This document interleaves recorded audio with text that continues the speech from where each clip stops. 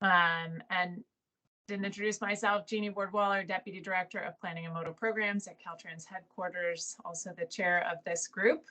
So really appreciate being involved and all of your engagement in our Freight Advisory Committee.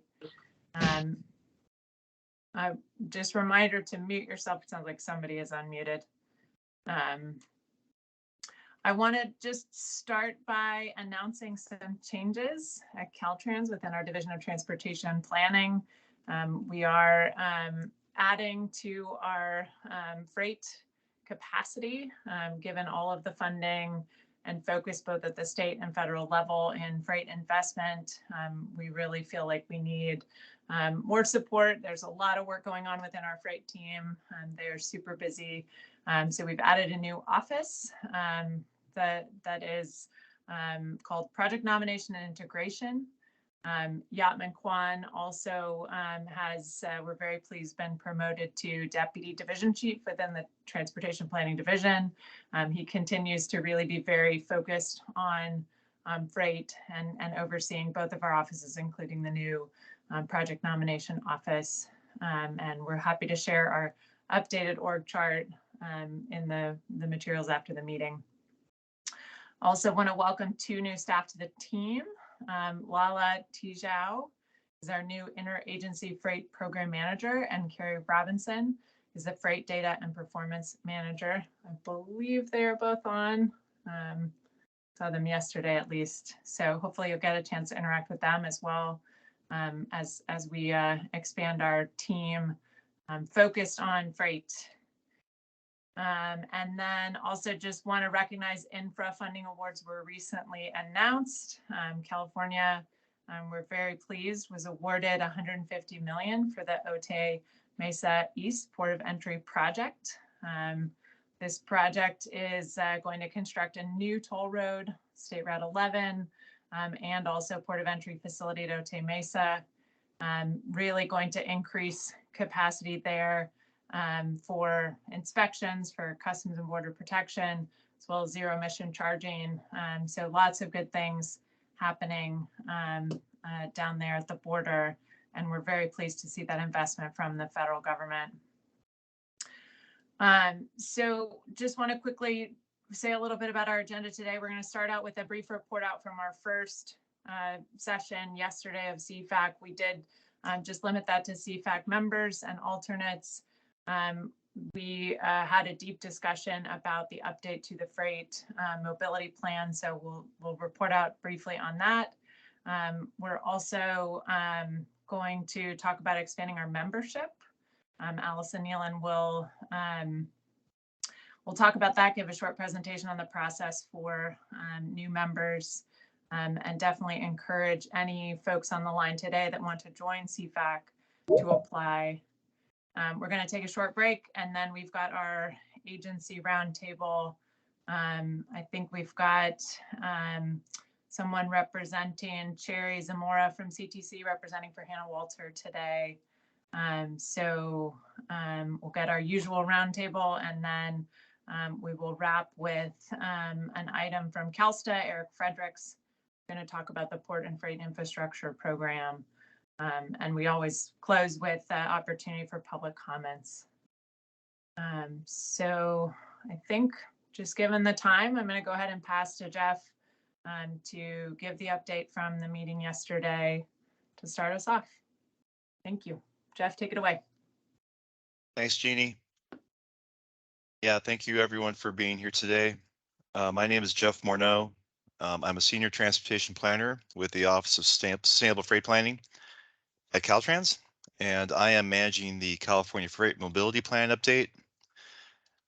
And like Jeannie said, we gave kind of an update to the CFAC membership about the plan, about the changes we're making, and the project schedule.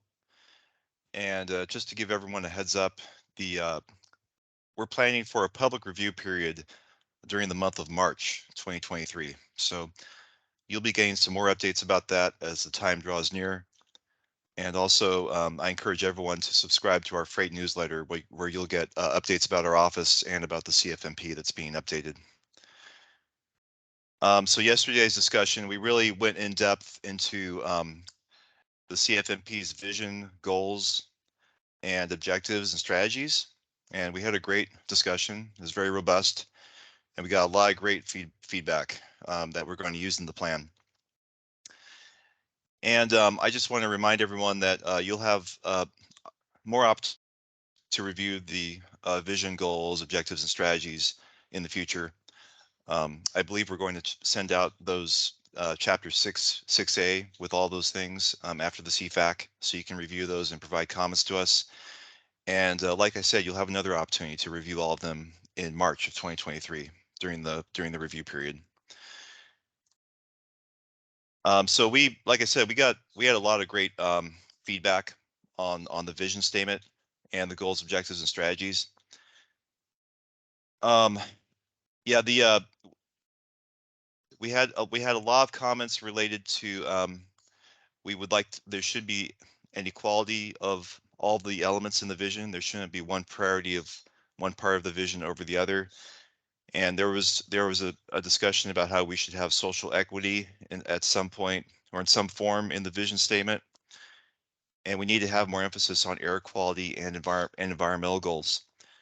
And also we had the comment that there should be more there should be an emphasis on freight system safety within the vision statement, and possibly something about clean freight corridor infrastructure funding. So these are things that we can take into account and possibly change the vision statement to reflect those comments and all the changes that have happened since 2020. And then we went into each goal individually. We talked about multimodal mobility, and we had some comments about how that goal should focus on facilitating growth and increasing the throughput and efficiency of goods by investing in freight infrastructure, but not necessarily capacity increasing infrastructure. We need to look at different kinds of ways to make freight more efficient without having to rely on. Well, we should look at multiple strategies to relieve congestion, not just capacity improvements, of course. And we talked a lot about bottlenecks and how we need to identify bottlenecks and strategies to relieve bottlenecks. We also talked about how that goal should reflect mode shifts from truck to other types of modes. And we also had the discussion about tolling and other strategies to improve the multimodal mobility of the freight system. We talked a lot about, we also discussed goal two, which is economic prosperity. And this discussion included, we talked about how we should have, capacity improvements that make California economically competitive. And also we talked about workforce for the freight, we talked about education for the freight workforce. And we should not just look at higher education as a means to educate the workforce, but we should also look at high school and other levels of education in order to educate the future freight workforce. And we should also support public and private partnerships for economic prosperity. For goal 3, for environmental stewardship, there was a discussion about how we need to identify air quality, equity, and safety. And we need to identify, we need to look at the CAPTI, and we need to integrate the standards and goals of the CAPTI into that goal and the strategies. We need to emphasize and the clean modal shifts from trucks to other modes, and the supporting role of air quality regulations and standards in that goal. And also we need to really look at trying to create a zero emission freight system. So those are some things that we could look at and try to incorporate into goal 3 for environmental stewardship.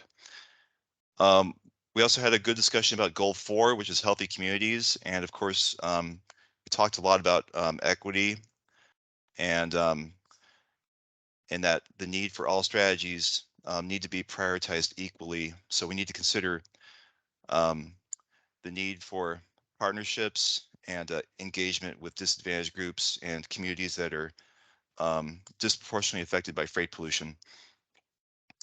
And also we need strategic infrastructure funding and air quality improvements in those communities. And that's something we can look at in that goal. We also discussed goal 5, which is safety and resiliency. And we had comments about system maintenance, safety measures, fueling facilities, and the location of zero emission infrastructure throughout the state. And also we had a great comment during that goal that the state should be agnostic when it comes to zero emission technologies such as battery electric or hydrogen. And I know recently I heard that hydrogen is a viable energy source for long haul trucks. It's more viable than battery electric at this point. So this is something that we need to be agnostic about, and we need to support all kinds of technologies depending on their viability and their use. We have goal 6, asset management, and we got some great comments that we need to be inclusive of rail, air, sea, and land modes.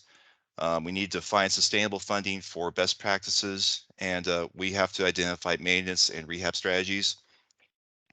And finally, goal 7, we discussed truck platooning and inland ports, and those are things we need to emphasize more in that goal. So we got a lot of great comments for all the goals and strategies, and we're going to be looking at that and rewording them appropriately. And possibly we could report back to the CFAC in the future about the changes we make. And you know, I really appreciate everyone's time and their help on this. And I'd like to open it up maybe for any other comments that anyone else has right now.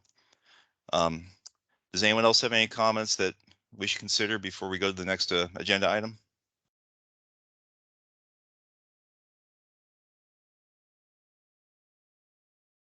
Any hands raised? Hey, Jeff, we have a comment in the chat. Stephen Yoon from SCAG asked if we can also share the discussion summary document that you're presenting now. Yes, I can share that.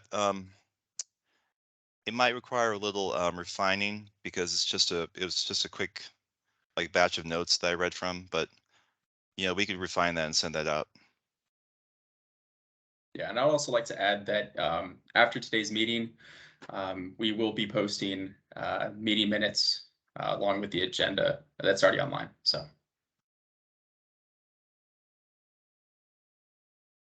Great. Well, if you have any more questions or comments, feel free to email the freight team, including myself, Yatman and Riley. We're happy to hear your feedback at any point. And Jeff, you know, with that, oh yeah. This is Jeannie. Just for the benefit of the whole group, it might be good if you could share kind of the timeline. I know you gave a short presentation to kind of open the discussion, but not everybody got to see that's on the line today. I know we can probably share that out. Welcome, unknown participant. I know we could probably share the slides out after the meeting too, but just wondered if you could kind of quickly share. So others know, I guess my point is that it'd be good for everyone to know what the timeline for additional input to the CFMP is going to be. Thank you. That's perfect. That's what I was thinking. Yeah. I know it's a little awkward since yesterday was a closed meeting and now we have an open meeting. Yeah, I just want to share the project schedule for our update. And we're currently, we're targeting finishing a draft of the update by November 2022. And then we're going to begin a robust review period from between November 2022 through May 23rd, 2023. And we anticipate the public review period to occur in March of 2023. And that'll be for 3 weeks. And then we're going to submit the CFMP update to FHWA by May 23rd of 2023. And the reasoning behind that is because FHWA has told us that they need a 60-day review period. That way, hopefully, if there aren't any issues that come up, they will be able to approve our CFMP 2023 by July 23rd of 2023. And that way there will be no lapse in our state freight plan. And then after the CTC adopts the next TSEP cycle, the OD TSEP cycle 3, we will amend that into the plan. So that's kind of the schedule that we're looking at, that we're aiming for right now. Happy to take any questions if anyone has any.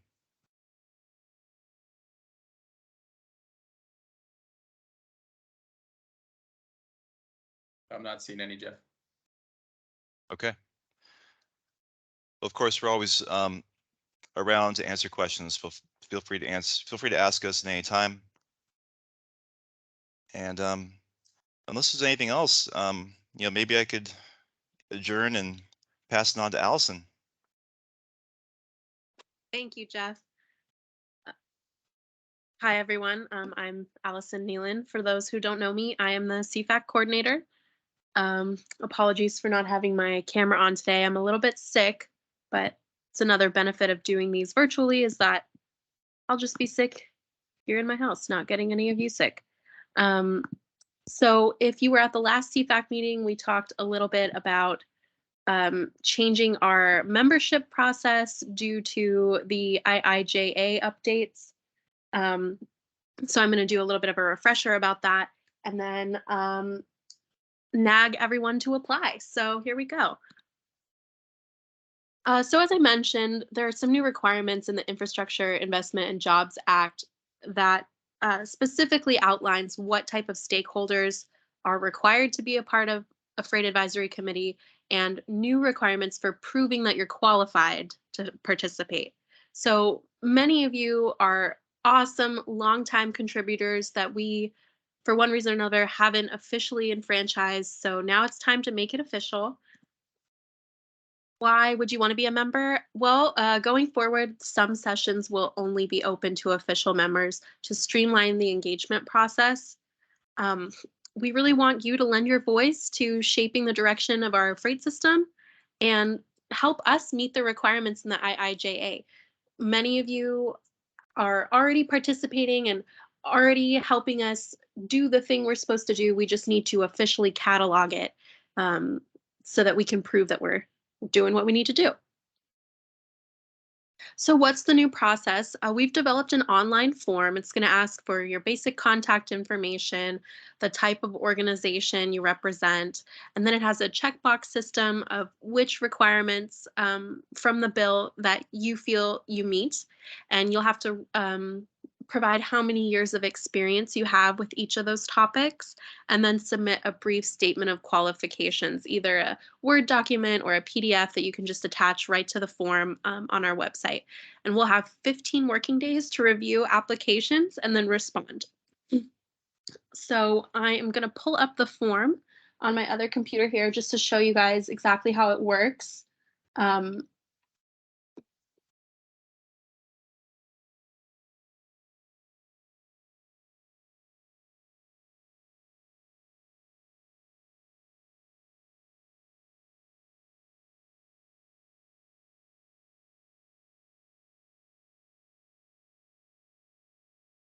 Okay, so as I mentioned, this section is just your basic contact information, and then it has this drop-down list for the qualifications. And each qualification you select will generate more questions to pop up.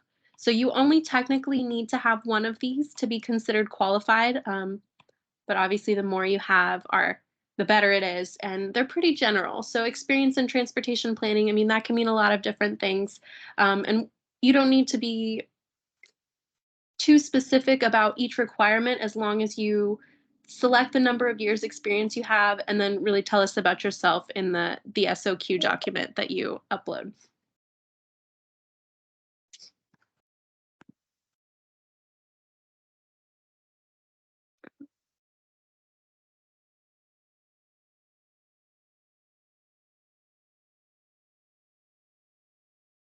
So what's the timeline on this? We're going to send out this form right after the meeting. Oh, okay.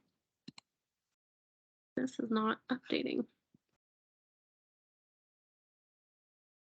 We're going to send this form out right after the meeting. And then, we'll have those 15 days to officially enfranchise everyone who responds. We're going to start tracking meetings more, I don't want to say aggressively. We're going to be more diligent about tracking attendance. So if you are part of an organization and no one from your organization has attended in 3 consecutive meetings, we're going to send you a warning. And then after 5 consecutive meetings, that organization will be removed.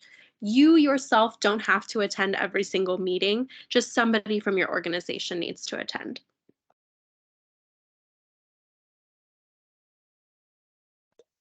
And with that said, we want you to join CFAC. Are there any questions?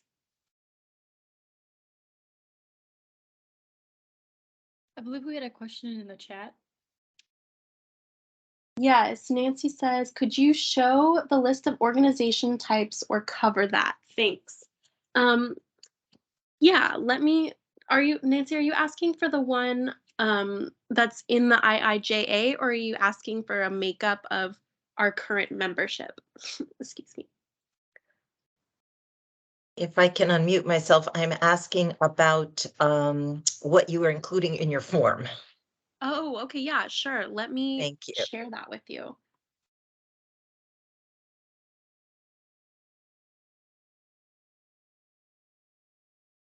So here on the form, the organization types are ports, freight railroads, shippers, carriers, freight-related associations, which really, there's so many things that could mean.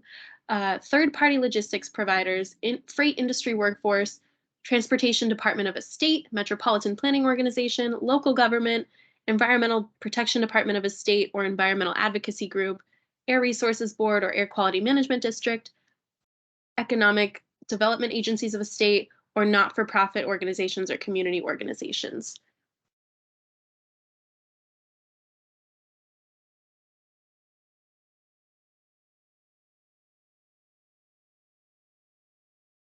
Do we have any other questions? Oh, here we go. In the chat, looks like Laurel wants to know, for the SOQ, are you looking for an essay or a resume? We're looking for an essay. So a narrative, couple paragraphs about your qualifications. Could you share the existing CFAC membership? Sure, I think we can do that after the meeting. Do alternates need to fill out the form as well? Yes, everyone needs to fill out the form.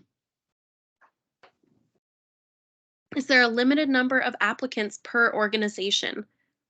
Currently, we are asking for 2 per organization. So we have a primary member and an alternate. You guys can change that as, successions happen and that sort of thing. But in the past, we've done it sort of informally where somebody from your organization will just email me and let me know that there's been a change. Now we're asking everyone to go through this online form.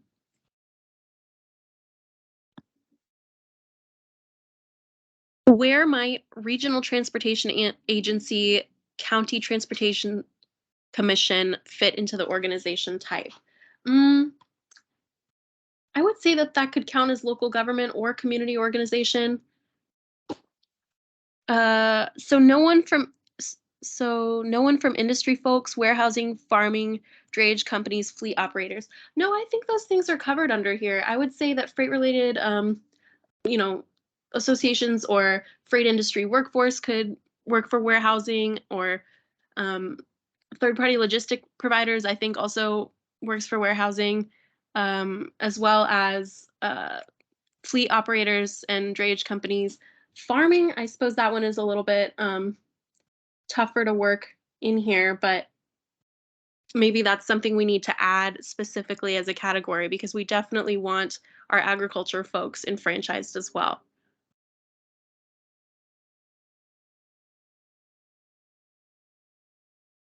Hey, Allison, if I may make a suggestion.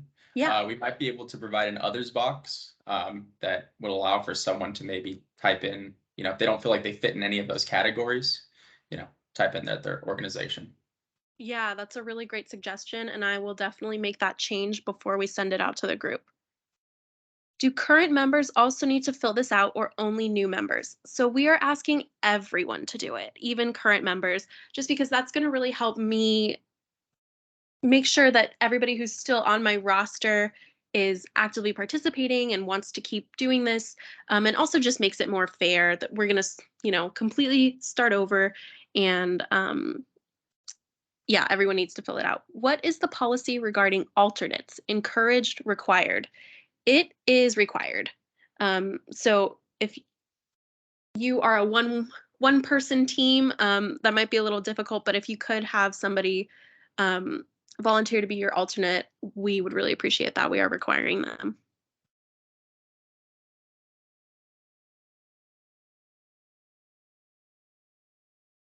Can OEM be a member? I'm sorry, I don't know what OEM is. So Allison, I think that they're referring to like a company, truck manufacturer. Thank you. Yeah, I think OEM can be a member as long as, the applicant representing them is a qualified original equipment manufacturer. Thank you for that. Yeah, thank you for the suggestion about adding the other category. We will put that in there before we send it out.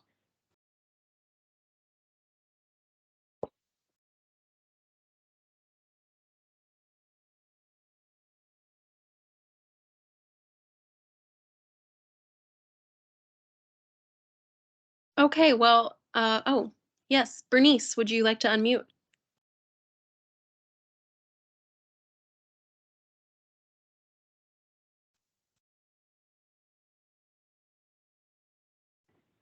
I can't Oh, tell if maybe. you can hear me. Yeah, we can hear you. Oh, I'm sorry. I was trying to put it on the chat. I unfortunately have my first radiation today appointment, so I'm going to be leaving, but just wanted to be sure that you guys knew that somebody from CTA is monitoring and will be sure to fill out that form. Awesome. Thanks so much, Bernice.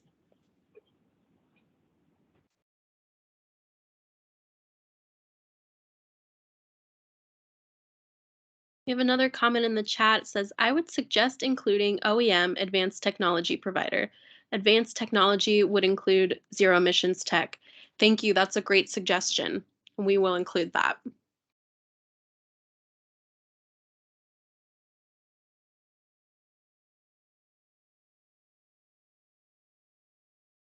Okay, well, if there's no other comments, I appreciate everyone giving me your time and attention, and look forward to reading all your SOQs. And I believe we're a little bit ahead of schedule. I know some folks who are presenting updates at our agency roundtable. Oh, when will this be due? Yeah, great question. We're hoping to get our new roster up and off the ground by the end of the year. So, really as soon as possible, but by January 1st, we want to have our beautiful new body of CFAC all ready to go for the new year. Thank you, Allison. That was super efficient. Very, very quick work. Also managing all the questions and answering them at the same time. So great work. And thank you for the form. Looks very easy to use. So hopefully it's an easy process and we get a lot of new interest in CFAC. Just since we are ahead of schedule, I know we're mindful. Hopefully we have Avital still with us. I know I saw her face at the beginning of the meeting. And I know she's gonna have to jump off a little early. So Avital, do you want to go ahead and give your update now before we go to a break? And then I'm sure folks are anxious to get to some of the items later on our agenda. So we might just keep rolling. Sure, I can definitely do that. Go ahead. Thank you for accommodating my schedule. I have to hop on a Amtrak train. It won't wait for me. So thank you, everybody. I just have one brief agenda. You're going to be hearing later from my colleague Eric Fredericks, who is leading our work with the Port and Freight Infrastructure Program that we're working on at Calsta. So you will hear more about that. I'm not going to say anything else about that because Eric has a whole agenda item related to it. But what I did want to tell you about today is hopefully folks are aware of Calsta's Climate Action Plan for Transportation Infrastructure, CAPTI. I know we've been talking about that for the past year or so since it's been published. This is our commitment to invest the billions of transportation discretionary dollars under our discretion to combat and adapt to climate change while also supporting public health, safety, and equity. So hopefully folks are pretty familiar with that plan that we've published. And the update that I have for you is that we just published our first annual report of CAPTI this past Monday. So the annual report talks about the progress that we've been making so far on the action items contained in the Climate Action Plan for Transportation Infrastructure. There are 13 action items, and we are really pleased within the first year of working on CAPTI, we have made significant progress or completed 88% of the actions in that plan. And so we're really proud of that number. In particular, regarding freight, the action plan has 2 items. The first is mainstreaming zero emission vehicle infrastructure with the Trade Corridor Enhancement Program, and that has been completed. The press release even called out that we've aligned TCEP guidelines with statewide climate goals to prioritize multimodal, zero emission, and pro-housing projects, and also to strengthen the community engagement process. So that was one of the 34 actions in CAPTI. Very pleased that we have closed that one out, and we'll continue to prioritize those things in further rounds of TCEP.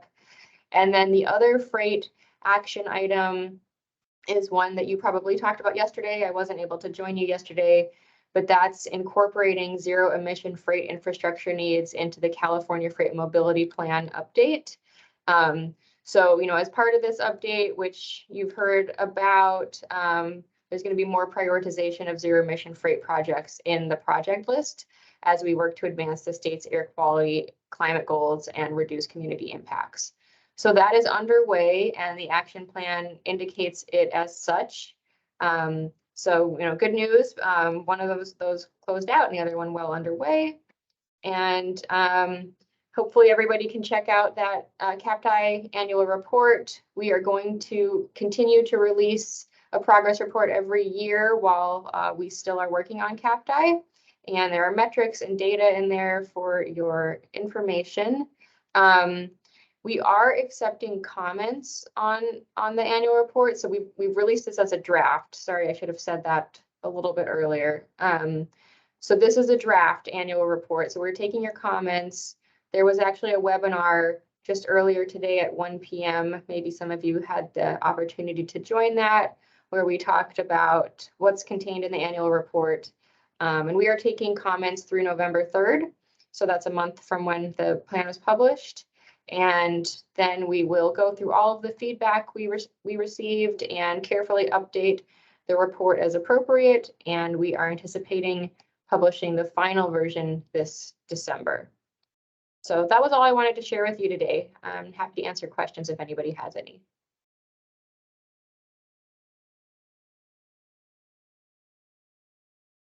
Oh, and I see Leah Reckman is in the meeting. Leah is on rotation with us at CalSTA, working very closely on the CAPTI annual report. And if I can't answer any questions, I will throw them to her. Thank you, Avital. And Leah, I see you put a link in the chat to the CAPTI update. Yeah, and Any I'm going questions? to post in the, Go ahead. we have a email, so I'll post that in the, folks know where to go with comments. Thank you, Leah. Any questions for Avital and the CalSTA team? I'm sure folks are curious to hear more from Eric about the Port and Freight program at the end of the agenda. Thank you, Avital. Thanks, Jeannie. Thanks, Leah. Thanks, everyone. Let you go so you don't miss your train. Thank you. Let's keep going with the agency updates before we break, since we're only about half an hour into the meeting. Antonio, are you with us? Do you want to give FHWA's update next? Sure. And I'll be quick. First and foremost, good afternoon, everyone. The updates from Federal Highway is very short. For those who haven't met me or met me in my last capacity, I'm now the Director of Planning, Environment and Right-of-Way. And so freight falls up under that. I've also selected my next team leader, and that's Patrick Penninger. He's not here today because he's on travel. I think that's all the updates we have from Federal Highway. We'll probably have more at the next meeting. That's it for today.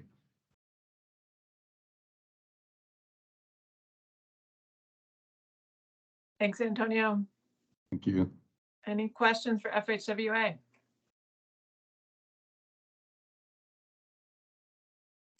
All right, everybody's getting off easy today. We'll go to the CTC update next. Hi, yeah, thank you. Just a few things Oh. I wanted to Go ahead. share. Okay.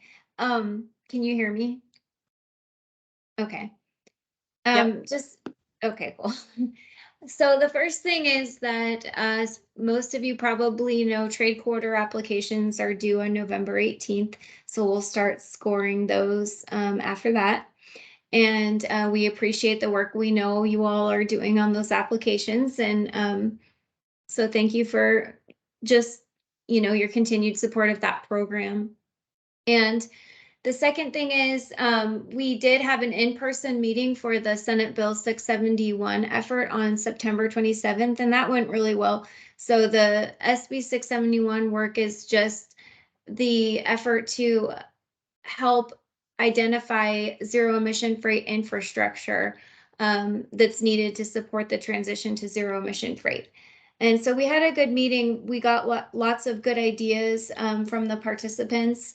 And our next work group meeting is on November 4th. So that's going really well. If you're not a part of the work group and you would like to be, please reach out to me. I can put my email in the chat, and we'd love to have you join. And then the only other thing I wanted to mention on that front is that I wanted to make sure you all know that we are partnering with the Energy Commission to try to align planning for electric infrastructure and planning for the actual stations themselves together into one plan. Because we know that if you're planning for an electric charging station or a hydrogen refueling station for trucks, you also need to think about the electric infrastructure that's needed to support those stations. And the Energy Commission and the CPUC are working on that very thing now. So we're trying to align our planning efforts so that we can look at it holistically and develop one state plan. So if you have any questions on that, I'd be happy to answer those as well. And that concludes my update. Thank you.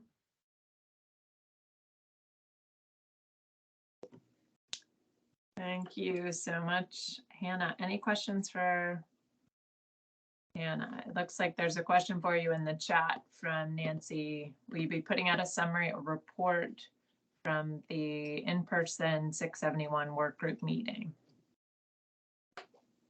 Well, that would be great, but I'm not going to put out one specific to that meeting because when I went through and looked at all the comments that we'd written down from that meeting, they really fit well into the barriers and solutions document that I have going. It's kind of like an internal document that has a list of all the solutions people have recommended in various meetings. And so what I wanted to do is at our next work group meeting on November 4th, I want to present to you kind of where we're at with some of that internal work, because we're starting to get to the point where we're transitioning from high level topics to really starting to write up some of those recommendations for the assessment.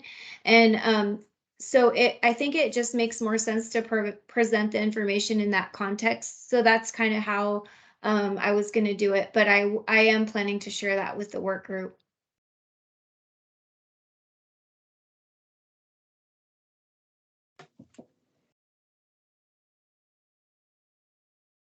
She says, got it, thanks, in the chat. Thanks, Nancy.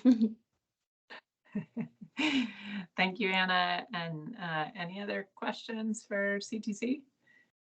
I know everybody's super busy with the TSIP applications. We certainly are at Caltrans.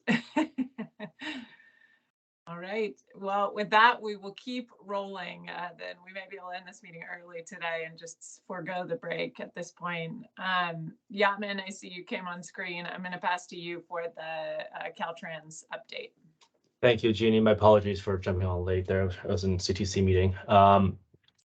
Jeannie, I think you mentioned this earlier.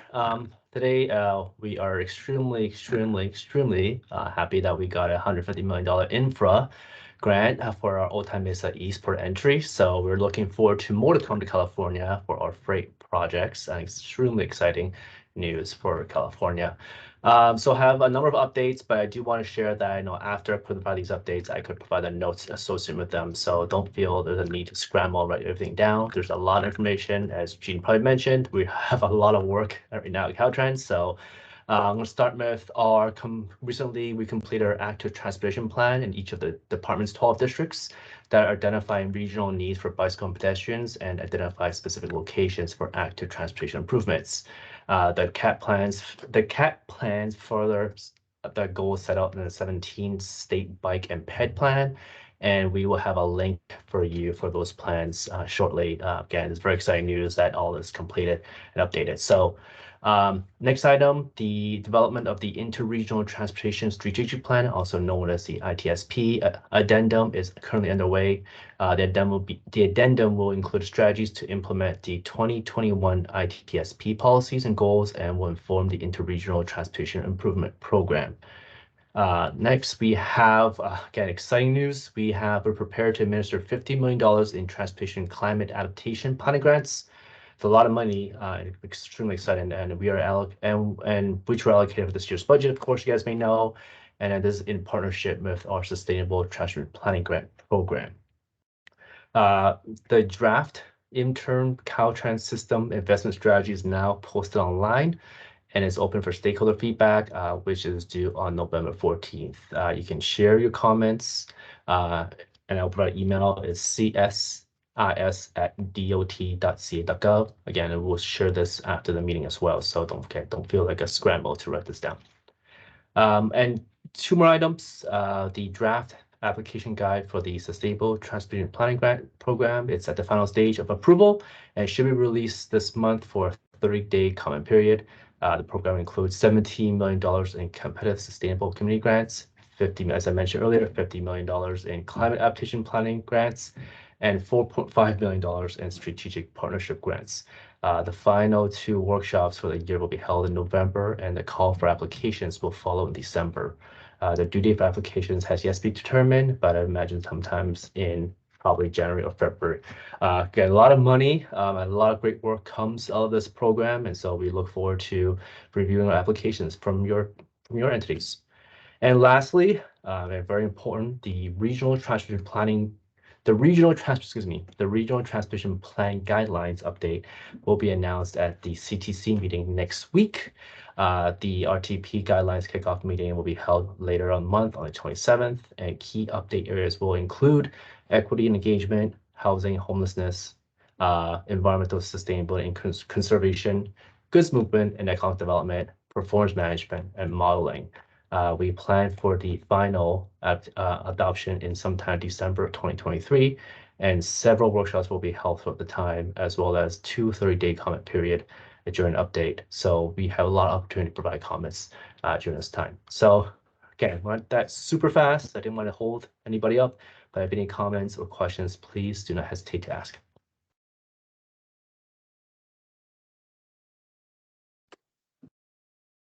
Thank you, Yatman. That was very fast. All the answers are quick today, but you covered a lot. There's certainly a huge amount going on, and I'm sure folks are feeling like there's a lot to comment on and review and prepare applications for. We're certainly feeling that too. So hopefully everyone is taking care of themselves and not getting a 2-second rundown with all the craziness right now, but lots of opportunities. So we're feeling, we want to make sure California really succeeds in all the funding opportunities, including things like our planning grants, which are super important. Climate adaptation. This is extremely. These are good problems. Just flush of money. both Yes. state and federal level, and it's just I think at our both agency, Caltrans, and of course our partner, sure, you guys are scrambling to try to get this money and get lots of money available. So we look forward to working with our partners. Absolutely. And climate adaptation couldn't be more Yeah. important too in a week when we're seeing railroad tracks sliding into the ocean in Southern California, dealing with emergency repairs. So very, very important issues. Any questions for Yatman on any of the items that he mentioned or anything else for the Caltrans team?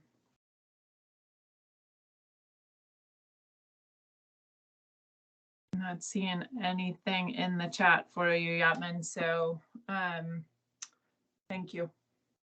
Thank you again. Thank you for your time. Okay, well, last but not least, I want to just go ahead and go to Eric Fredericks to give an update from CalSTA about the Port and Freight Infrastructure Program. And after Eric, we could probably wrap the meeting early. Of course, public comments, but Eric, I'll pass to you. Yeah, thank you. And I'm sorry to spoil some of the news for some of you, but when we were originally working with Allison on the agenda for the meeting, we're hoping to be able to discuss the final guidelines today, but unfortunately we're not quite there yet. I like what Yatman just said a bit ago when he was talking about the sustainable transportation planning grants. We were at the final stage of approval, but it's going to take a little bit of time, getting that final approval, and we have to remediate documents to post online for accessibility, as well as press releases. So, but hopefully soon. And once we're released, we will share with Caltrans staff and to distribute to all of you on the CFAC. And the schedule will be announced with the release of the guidelines. I do want to say, though, that I get several emails a day asking, so when are the guidelines going to be posted? And mostly it's because folks are busy working on the TCEP guide applications, I think, or the CRISI, the Federal Rail Funding Program. And I just wanted to say that we are not releasing, we didn't, in our draft guidelines, we said mid-September that we'd be releasing the final, and we obviously didn't hit that. So we're going to be pushing back the dates for application due dates. And we heard from several of you that you did not want to see our application due dates at the same time as TCEP and CRISI. So that should be hopefully a relief to some of you. And also wanted to thank many of you are on this call that provided great comments, and we'll be incorporating many of them into the final guidelines. I could try and answer any questions, but not able to discuss the proposed changes to the document yet. So we may be giving you a lot of time back today. Apologies that I don't have more news for you, but at least we can give you time. So with that, I'll take any questions.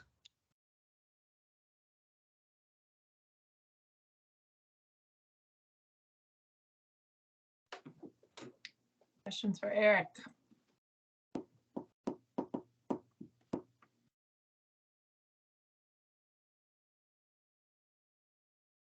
Great, because I was not prepared to answer. I was going to have Allison do it since she did such a great job.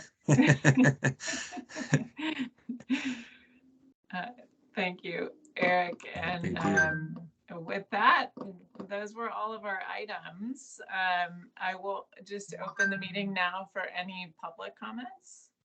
There are items that folks want to bring up that were not already discussed.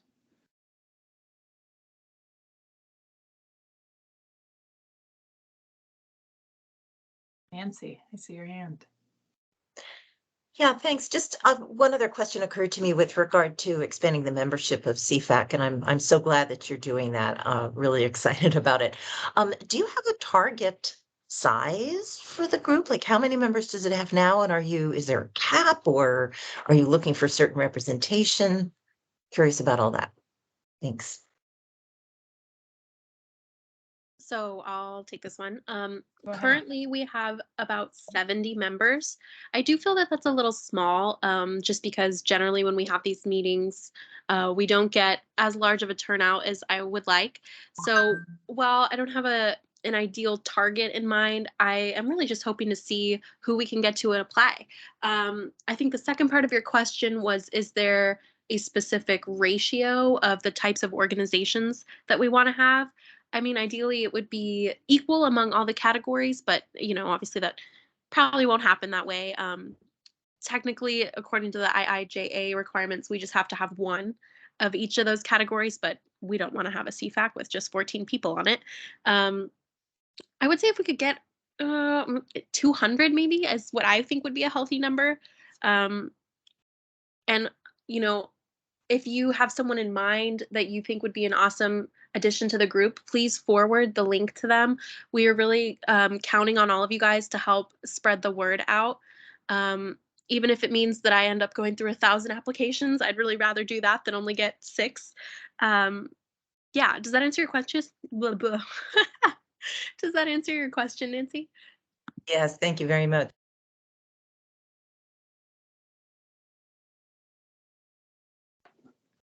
Good question. Thank you. Any other comments?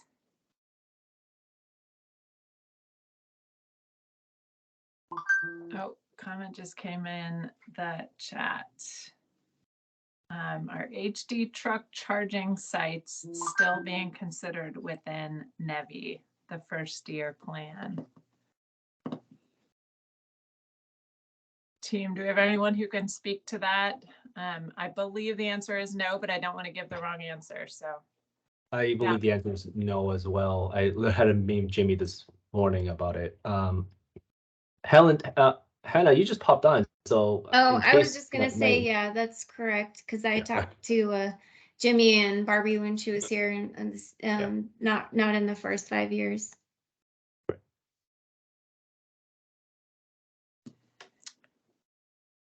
thank you both.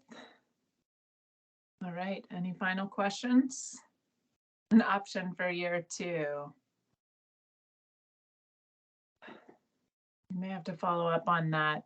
Hannah, do you know if the plan covers the first year or the first 5? The first 5 years, because the plan that Jimmy's working on is for 5 years for the formula program. And so they're not gonna entertain any funding for medium heavy duty in that time. And they're considering NEVI as part of a larger infrastructure plan for zero emission in the state. And the way that they're looking to fill the piece for trucks in the first 5 years is through the CEC funding that the CEC got recently for that. So they said maybe after the first 5 years. Thank you, Hannah. And when Hannah says Jimmy, she's referring to Jimmy O'Day, who is a new addition to our sustainability team at Caltrans. He is our zero emission vehicle assistant deputy director. So if you have not connected with him or don't already know him in a previous capacity, we're really excited to have him on the team and happy to share his contact info if you'd like to connect with him. He's going to be a lot busier suddenly. Oh. And maybe the point, I'm not sure if Kylis, I hope I'm saying your name right, if you want to actually speak up and comment. I see you're putting a lot in the chat. Yeah, I'll just speak up. Go ahead, please. Right. Yeah, I just wanted to sort of be polite. Yeah, absolutely. I know Jimmy from previous roles, most recently at CalSTART, and before that, Union of Concerned Scientists. And I have a meeting with him next Monday. It was supposed to be tomorrow, but absolutely, we have weighed in along with other stakeholders, highlighting this issue, the paucity of heavy-duty truck charging sites. I mean, not only does it take a while, it also requires serious consideration in terms of how you plan and allocate resources to do this. We are obviously being regulated, the truck OEMs and ACF is, the writings on the wall, and there's the indirect source rule. especially here in South Coast where I'm based. So I flagged this for CEC and Caltrans when the year one was being submitted, the year one plan. So I seriously hope and pray that we reconsider that. I do understand it's part of the larger initiative, but I highly doubt that CEC funding is enough to cover the extent of charging that we need, both behind the fence and public charging. So I just put it out there as somebody who is really doing this daily, talking to customers, talking to dealerships, and looking out for how we can make this transition happen. So I appreciate the opportunity to provide my inputs and absolutely consider me a resource on this topic. I've already worked with quite a few of you on this call. I should have started out by introducing myself, but I am with the Volvo Group. I'm the Advanced Technology Policy Director for Volvo Group North America. So thank you. Thank you for running this important meeting and letting me be part of it. Yeah, thank you. And I really appreciate those comments. Glad that you're already connected to Jimmy and meeting with him soon.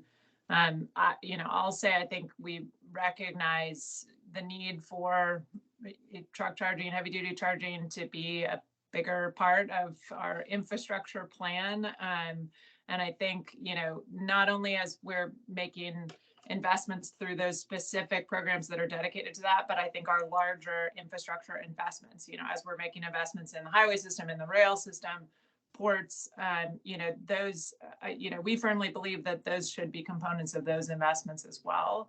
So I think there are a number of other programs that we need to tap into, but that needs to be coordinated, with the work that all of our agencies are doing. Hannah's doing quite a bit of work looking at different quarters too. So we really want to have those conversations. I think Jimmy's role is going to be important in supporting a lot of that coordination. So, could I maybe layer on a couple more comments, Jeannie, please? So absolutely, I mean, it's easier than typing. So yeah, I just did not know what the MO was. I saw a lot of state agency folks speaking, so I thought, people like me will just type in. But yeah, no, this is great. I really think, just being so focused on light duty vehicles, I understand that's important and it fits in with the federal plans. And I think right now, or the next couple of months, the Joint Office of Energy and Transportation, because they're obligated to do so within the bipartisan infrastructure law, within a year of passing that law or enacting that law, they are required to come up with the alternative fuel corridors for freight. It's kind of like a round 6 or round 7, if you will. So once that designation comes, I think there's an opportunity to revisit our own state's plans, if I could put it so boldly, and see where there's pockets. For example, the I-710 or, around the ports, maybe there's an opportunity to have a public charging site around the port, not at the port, but somewhere around the port, a little bit away. And then maybe another bookend or maybe a couple more bookends in the Inland Empire. So I'm thinking more strategically. It need not be to the extent where there's light duty vehicle chargers, but where we know there's going to be a high density of freight movement, where there's also a requirement for these trucks to transition to zero emission solutions. And we know not all fleets are not made up the same way. So there's the small fleets, independent owner operators who have no way to charge their trucks, and just pouring money to get them to buy trucks is not going to solve the problem. I mean, we need to have infrastructure. So I think this could be part of the larger state plan. And one last thing, and then I'll shut up. Thank you again. Is I put it in the comment, but $7.5 billion within the Infrastructure Investment Jobs Act, $5 billion of which is NEVI, which is formula funds over 5 years. But the remaining $2.5 billion, I think $1.25 billion out of that pot of money, that's going to be a competitive corridor charging grant application. And maybe a lot of you know about this already. And I think the RFPs are going to come out later in November. That's at least what I'm hearing. I don't know what you guys are hearing, but it would be dynamite to team up and put like a California corridor proposal of which all of us could be a part. And I think that could further tie into sort of the CFAC and the California Freight Mobility Plan, and also sort of support CAPTI's objectives. So just putting it out there in case you guys are thinking about it, but definitely would like to be part of those discussions and bring value to the extent you see that beneficial. So thanks again, Jeannie and team, and I'll hand you back the mic. Thank you so much. I know that our team is capturing the comments and the notes. There's a huge amount of work to do as you're describing. So we will follow up on those points. Really appreciate that discussion, and I think it's an issue that will continue to need more discussion amongst our agencies and here at CFAC. So thank you for those points. I see one more question in the chat about CFAC meetings continuing to be virtual. Staff, I don't know if anyone has a comment. We're not talking yet about going back to fully in person. I think if there's an interest in folks, trying to get together at least as a hybrid option, we want to make these meetings as accessible as possible. And I recognize people are all over the state. So one thing we've certainly seen as these meetings have been virtual is that we've had more participation from more individuals, which is really valuable.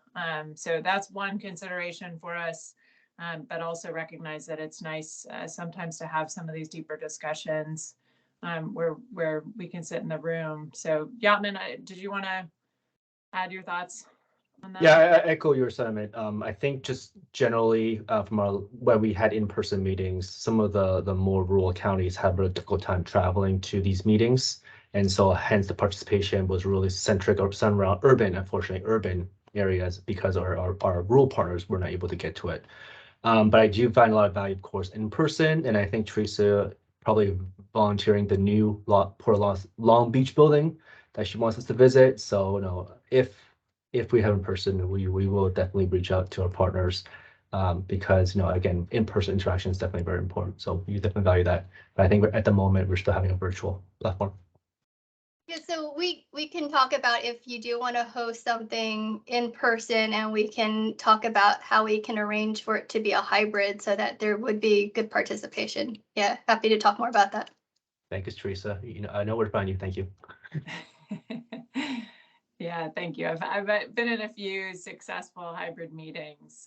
There definitely are ways to do it where everyone can be really, participate equally. So we will consider that. If you have strong feelings about virtual versus in person versus hybrid, please let us know just so we can keep that in mind. But we definitely, our priority is on making these meetings as accessible as we can. Okay, well, with that, not seeing any hands or additional comments, I'm going to just quickly share a couple of action items from the meeting. The team's going to send out a bunch of materials as we promised. I think specifically the chapter of the freight mobility plan that contains the goals and objectives. That's what we discussed yesterday in the closed session, and we really want comments from broadly on those as we go through this update. So as soon as you have the chance to take a look, review, and send us comments, please do. We'll share that out. Also, the link to the membership application that Allison covered. So we'll add your feedback from today and get that out there. And as we said, please circulate that. Share with others you think might be interested so that we can expand the group here. And then Hannah shared her email in the chat, but if you're interested in the SB 671 working group, feel free to contact Hannah. Those are the main action items. Thank you again for your engagement today, your feedback, the time that you give to this important group, and we'll give you almost an hour back in your Thursday afternoon. Thank you all. Thank you. Thank you all. Thank you, Break Team. Thank you, Jeannie. Thank you. Thanks, everybody. Bye all. Bye.